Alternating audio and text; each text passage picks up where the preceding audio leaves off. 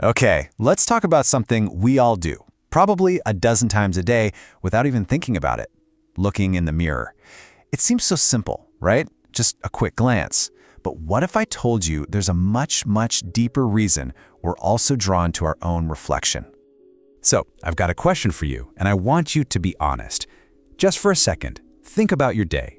How many times have you actually seen yourself? Once? 5 times? Is it maybe more than you can even count?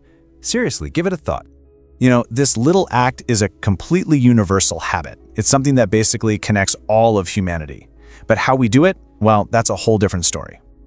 On one end of the spectrum, you have the minimalist. This is the person who maybe takes one quick peek in the morning, just to make sure they're still there. But then, way over on the other end, you've got the inspector.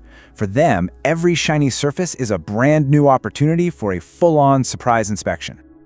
And when I say every surface, I mean it. Of course, you've got your standard bathroom mirror. That's a given. But then there's the reflection in a car window as you walk by, the black screen of your phone just before you tap it on, and yeah, even the back of a spoon. Come on, you know you've done it.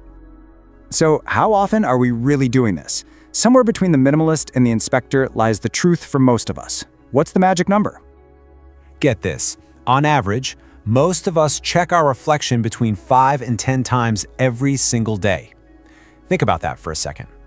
It's this quiet little ritual that's woven so deeply into our day, we don't even notice we're doing it half the time. But here's where it gets really interesting. The obvious answer for why we do this is vanity, right? We want to check our hair, make sure there's nothing in our teeth, but that is not the real story here. Not even close. It goes way deeper than that. So let's just pause for a moment, and let's be really, really honest with ourselves. When you catch that glimpse in a shop window or your own phone screen, what's actually going through your mind in that split second? Because most of the time, it isn't really about fixing your hair. Sure, sometimes it is, but for those 5, 10, maybe more daily check-ins, that's not what it's about. There is something else going on, something far more fundamental. So what is this fundamental drive? What's the real reason we're constantly looking for ourselves? Well, you can pretty much sum it all up with one simple, almost unconscious thought. It's that every single time we catch our reflection, we're having this tiny little moment of self-affirmation. It's a quick subconscious check-in that just confirms our own existence. It's a grounding little habit that says, okay, yep, I'm here, that's me, I'm still present. It really has so much less to do with how you look and so much more to do with the simple fact that you are. So, I'm going to leave you with a little challenge. The next time you see yourself in a mirror, a window, whatever it is, just take that extra split second and ask yourself, what am I really looking for right now?